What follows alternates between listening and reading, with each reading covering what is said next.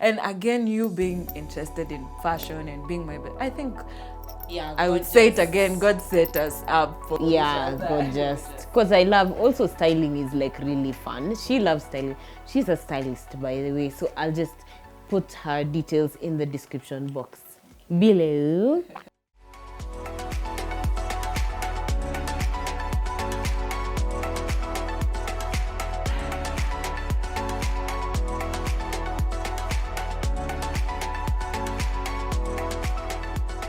I'd like to talk about modesty. I think that's also like a crucial part of us getting to know God. It's been part of our journey, and just that whole aspect of trying to keep that integrity of okay, I'm trying not to, or I'm trying to subscribe, or I want to subscribe to the scripture that teaches me to be modest, that teaches me not to sell or to give someone a view that they don't deserve of my body or things like that. So what, because in your blog I remember like your blog used to keep me on toes like regarding modesty, because to be honest sometimes you're just like okay, let me just wear this, let me just wear that, and I feel like you're one of those people who constantly used to remind me like Flo, God wants you to dress modestly. Maybe you can tell me like that season, you remember the season like God was just like okay, it's modesty time. Yes. Oh, well, that coming from God through me to you was not a very comfortable space, because I mean, I love you and I don't like to be the judgy Christian. I even prefer that convictions come from within someone. It's better than imposing righteousness on someone.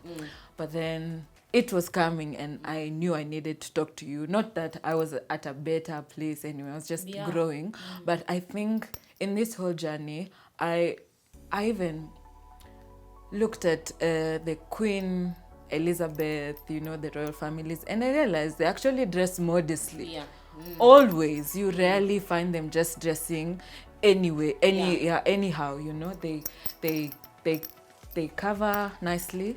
So I would say for modesty, it's just a way it shows that you're confident in the person that you are. That I don't need to show all my skin for me to know that I'm accepted or that I'm loved, And I see all these girls on Instagram trying to, get the likes and all of that, and they go to extremes posting. Instagram is not your husband.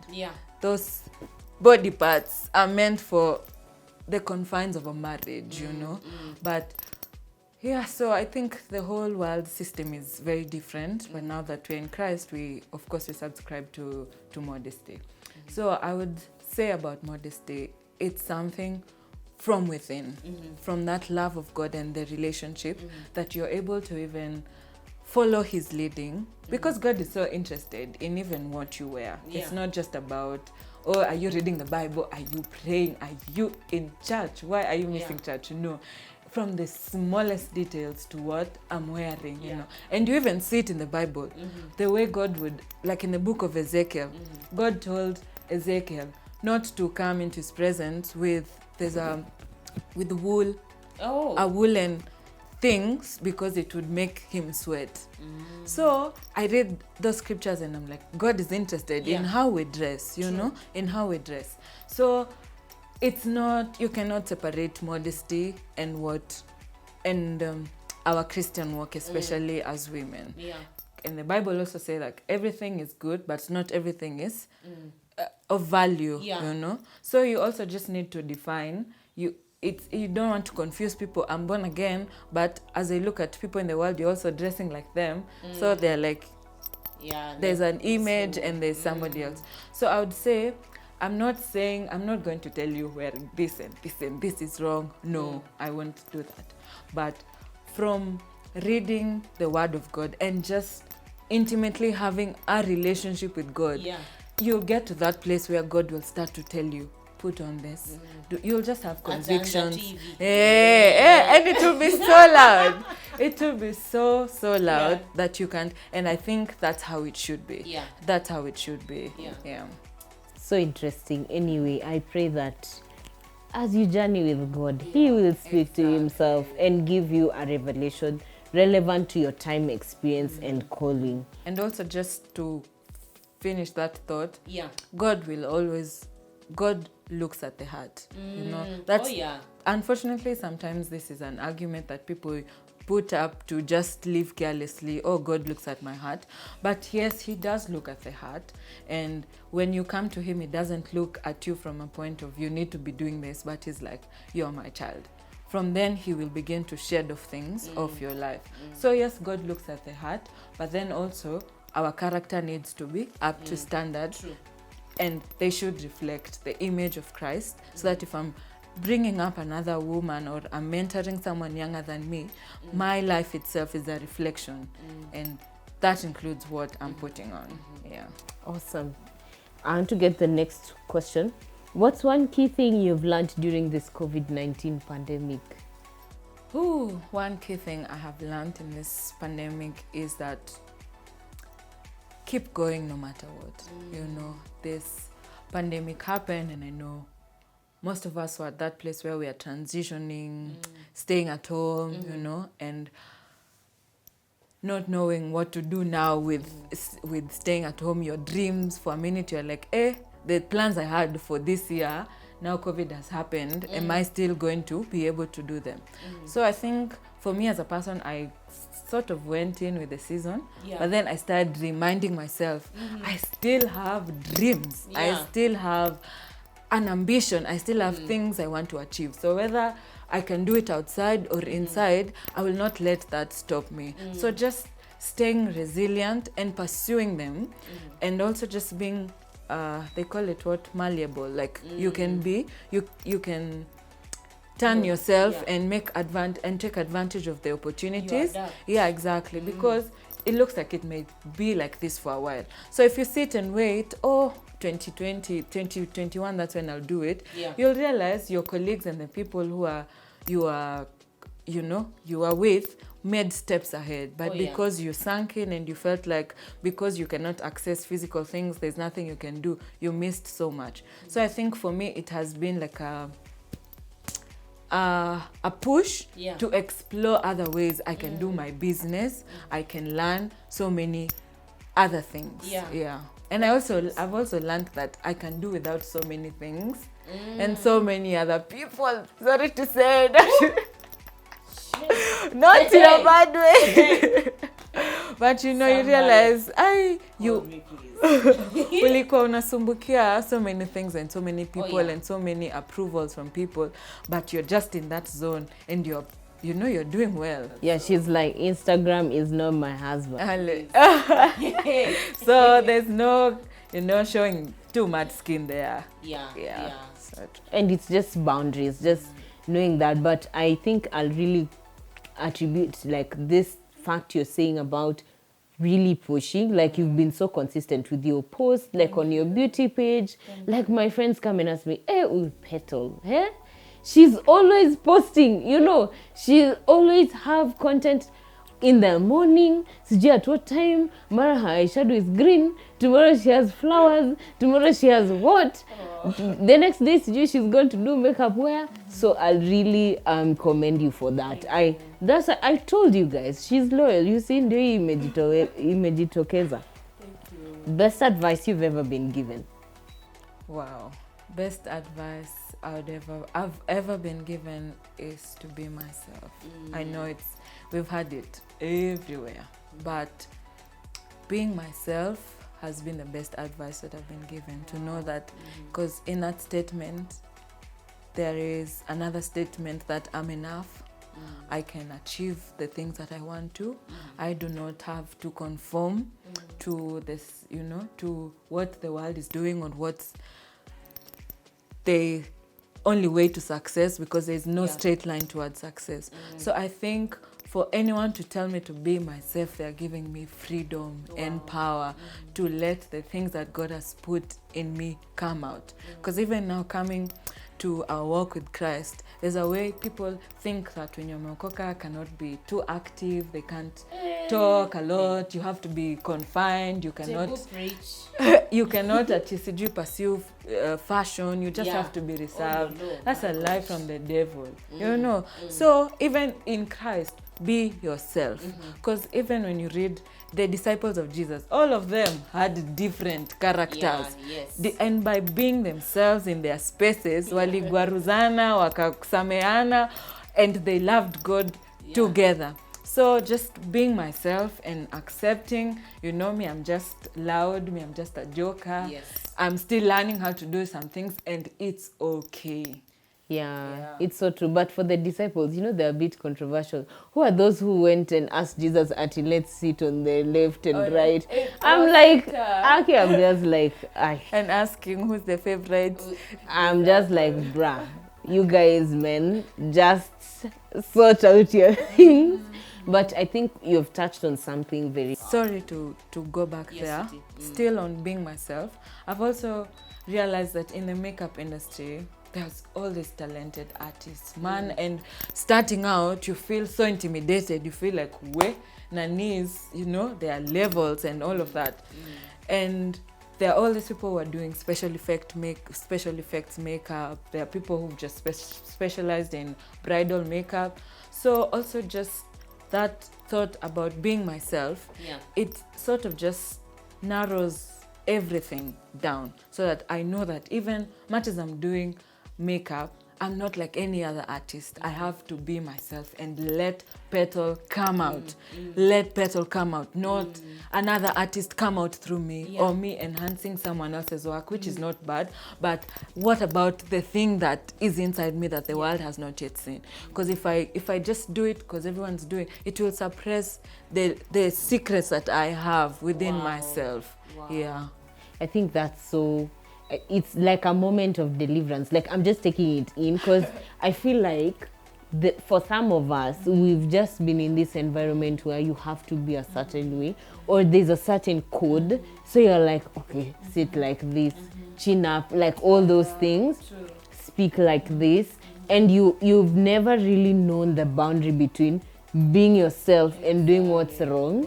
Because you're like, okay, I don't want to defy etiquette, but at the same time, you're like, okay, I'm loud. Like, for me, I'm a shade thrower. Like, you know me, like, personally, hey, I'm a savage. I can be like a total, you know, you bring me a raw piece of chicken of a situation, I will make it a galitos, like, by the time we are done discussing. But now I've been like, okay, God has given me savagery rather, for a specific purpose. It's not go and destroy everyone, but there's a time for everything, just like Ecclesiastes says. So I think it's just this journey of learning, because to be honest, sweetie, like, as a Christian, I've struggled with that. Like, you are like, and you remember, like, for example, in that big school where everybody is looking at you, and you're like, hey, what does being yourself mean? Hey, what does being... All these expectations, your CU, you cannot be stepping up. You cannot be a noise maker. You cannot step up. Yeah, you cannot talk about boys. You cannot, like, you cannot receive a letter. I remember I once received a letter. My whole class was like, this is news. She's a CEO official and she's received a letter. Hey, we want to see that letter. And it with a nice envelope. So it was such a big deal that she has received a letter and she's born again. She's a CEO official. These people, there must be double standarding. And there's nothing. There was nothing. Yeah, she just has my fans. So I think that's something I'd definitely love to talk about that. I don't know, it's touched me so deep, man. Being yourself, I think I'm so used to having that all protocol observed. And I think also when it comes to being yourself, you have to accept that not everyone will ever appreciate you accept you. They'll always feel like you have to be more toned down, you have to be a bit more. So if you live by what people want, you'll have nothing to show for the life you lived, because you tried all along all the while you are alive to try and fit into people's desire for how you should be. So sometimes you just be hard-headed. You say, if you don't like me, please deal with it, and just, love yourself and leave the rest for their own struggles and their own conversation. So it's just very important to know that you can never please everybody. You can never turn into what, because you are made to be you. Not you are never anointed to be someone else. Come on. So I think that one thing I'm realizing, even as we're talking about this, fear, God is not a fan of fear. You can start with it, but you can't finish with it. It has to live. Like, you'll feel the fear and you'll start going after whatever God has purpose for you to do. But he's not encouraging us to be like, oh my gosh, people have not accepted me. Oh my God. Like Jeremiah, for example, God would be like, now wait, what's wrong with you? Why are you crying all the time? Like, I'm sending you to prophesy to people. You're crying, you're shivering, you're suffering. And you see, Jeremiah's story is just like, emotionally, he's going through this roller coaster. And I think that God is now calling us to a place where he wants us to be close enough to him, but also to accept that he's our God. He will take us as we are. He will meet us where we are. He'll allow you to eliminate the fear. And that's why the relationship with the Holy Spirit is really important, because the Bible tells us that the Holy Spirit is the one who sheds love abroad our heart. And you know that the Bible says still, perfect love casts out fear. So when you have that love of God in you, like, all of a sudden you just stop feeling so afraid. And then that thing that started intimidating you so much is like, okay, it's not scary anymore. You are like, bring it on. You're like, okay, come now, I will smack you proper. So I just pray that, whoever is watching this, that you'll be liberated, that if there's something that's been tying you, maybe it's something that somebody said or something that somebody did, and whether it even stems from your childhood or it stems from your early life or something that somebody did recently, you'd be freed from that. I feel like it's also good to just note your those patterns also from your love languages. So if your love language is acts of service, probably you'd be most affected if somebody never did something for you, or if your love language is quality time, if someone wasn't there for you, you start getting offended. So I recommend the book 5 Love Languages. Just read it and get to understand yourself.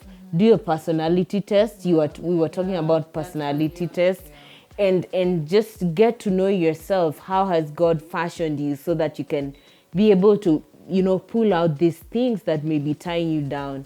But that's so powerful. Like, being yourself, like, that is, hey, Yani, this madam has just preached to me, like, honestly. So we're going to end this video with a quote, and actually it's a quote from you. Really? Yes, when we were in Form 2, I think you gave me this. Oh, I bet I do not remember. And it says, the greatest investment you could ever make is an investment in a person. I think that just shows us the value of relationships. Even in this time when we're physically distant, it doesn't mean that we have to be socially or emotionally absent. We can be very present and we can grow in our relationships. So guys, yes, you finally met her. This is my best friend. So proud, so blessed. I don't know. Thank you. Yes, I'm just like, God, you filled my cup. Tuendelee hivyo, na hivyo, na hivyo. And my crying is that the heavy cry. It's okay, I'll just tell you, it's okay. Thank you so much. It's been a pleasure coming here. Karibu sana. So guys, if you'd like to know any more information regarding intentional friendships, please let me know what you'd love to discuss. I think this is a topic that would be great for us to be talking about on this channel. So please put in your comments in the comment section. Yes. Otherwise, like, subscribe, and share the content from Lioness Forever, and we will keep on encouraging you to have that godly living in your womanhood. God bless you. Enjoy your time. Mwah.